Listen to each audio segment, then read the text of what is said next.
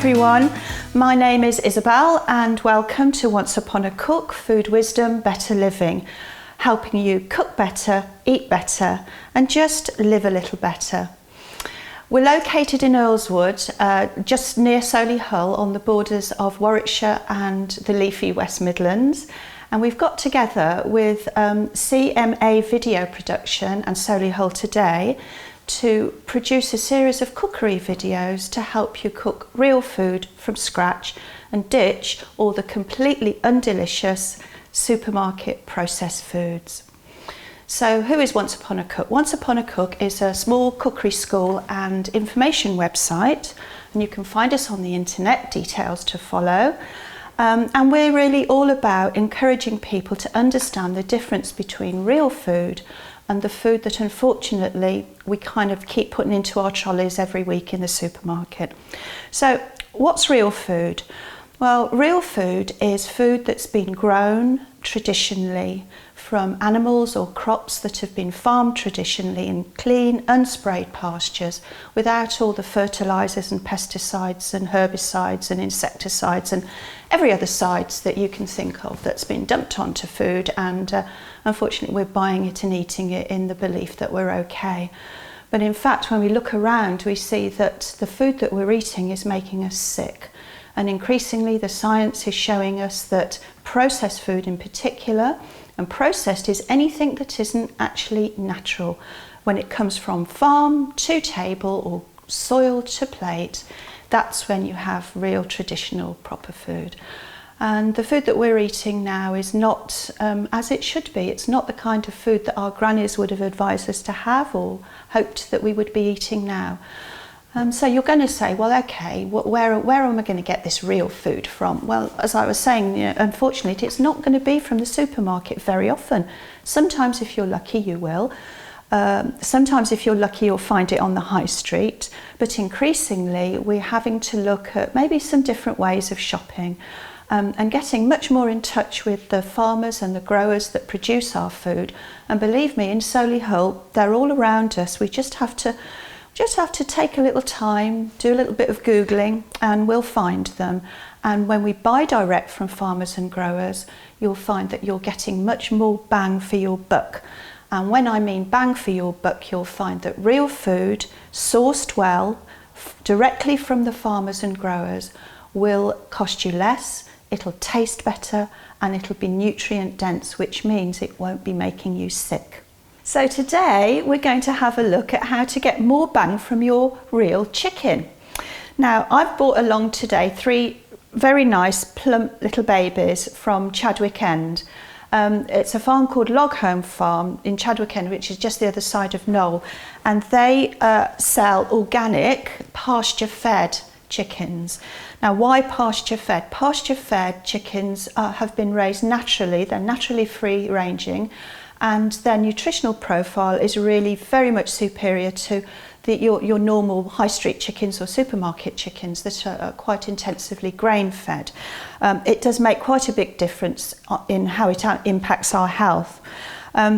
These look quite small, but in fact traditional chickens that are raised and free range on pasture are very much smaller than the intensively reared ones. However, their meat to bone ratio is quite a lot higher. So although they look smaller, you've got a lot more meat on the bone, so to speak. We're going to be looking at how you can make the most of a whole chicken. So rather than buy your chicken joints or your thighs or your bits and pieces that have already been cut up and wrapped in cellophane and they're on the shelf very expensive, I'm going to show you how this very humble but very special little chicken is going to give you 2 or 3 meals, and they're going to be delicious.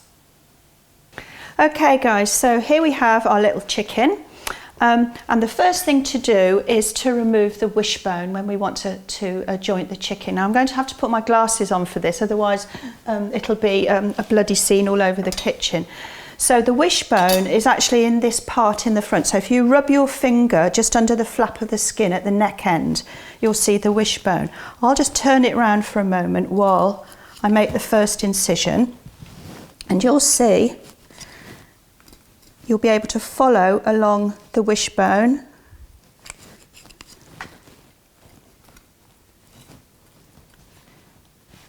Like this. Just take your time, it's not a competition. Just run the knife nice and slowly. I've got here in my hand a filleting knife. If you haven't got a filleting knife, all is not lost, but it's just a sharp pointed knife and it comes quite nicely into the little cavities and things. Keep poking around, try not to cut yourself. This will take you a few minutes once you've got used to it. And the fact that you've got a whole chicken will save you a lot of money. I don't know if you, how many of you and how often you buy chicken portions. I used to, until I realised how expensive they were and how really, you know, it just takes a minute. Cut off any extraneous bits. Never throw away any of the bones, because in one of the programmes we'll be looking to see how you make chicken stock.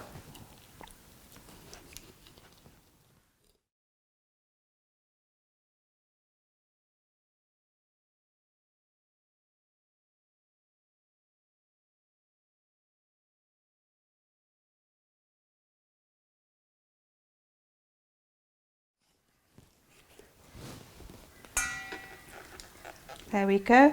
So there's the wishbone gone. This will just help you to cut the chicken in half and do the next stage. So always have your bowl for your bits, which are going to go in the freezer, and a plate to put your chicken on. Now when you then can feel the backbone here, just along there, I should say the breastbone. Just cut through it with the knife. And you can prise it apart like this.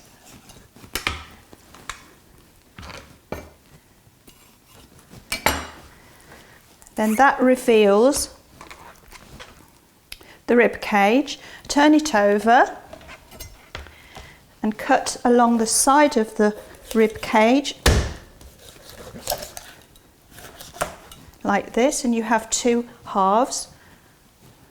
Similarly,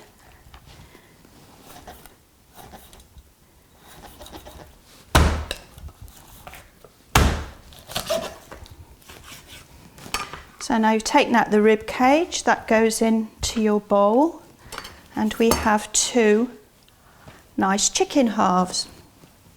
We then take our filleting knife, remove the little wing part here. If you feel for the bone in between the bones there, it's easy to cut. Remove the foot part. All this isn't wasted, it all goes into the freezer or into the stock pot if you're going to make it straight away. We want to divide between the thigh and the breast. So we want to keep the skin intact, but just cut neatly. You'll see that it all comes away quite easily. Now I'm doing this quite quickly, but in fact you can take your time. It doesn't matter if it takes half an hour the first time you do it. Just have a go. And there'll be such a sense of self-accomplishment when you've done it. So there we have one leg, and then we have quite a nice big breast. Look at the size of this chicken breast. I'll just take the rest of the little bones out, and again, using your filleting knife or a sharp pointed knife, this is a very easy operation.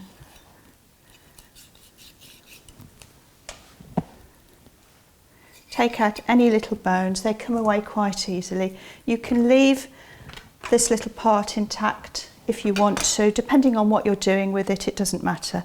So there you have two nice fillets. Look at the size of the fillet of that compared to your average supermarket chicken. You're going to get a lot of lovely meat off that. We do the same with the other side. I just wipe my hands.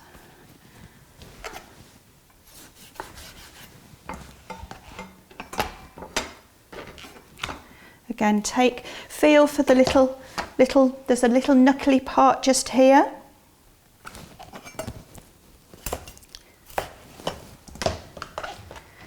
and then just gently start to cut.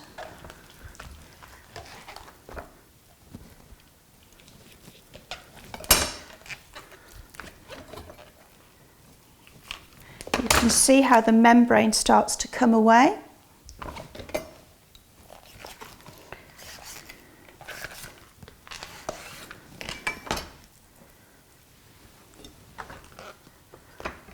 Then again, just cut away the rest of the rib cage using the filleting knife.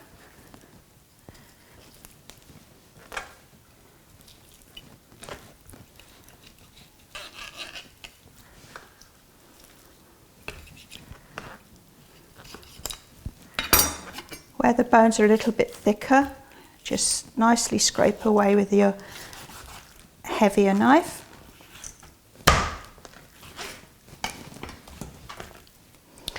And there we have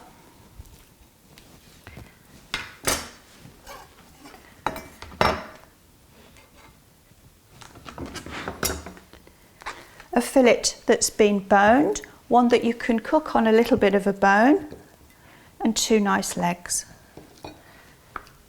And for 5 minutes work, you've got really good quality chicken that's delicious, that you can now make some great stuff with. And you have a bowl of bits which you can put in the freezer and make great stock with.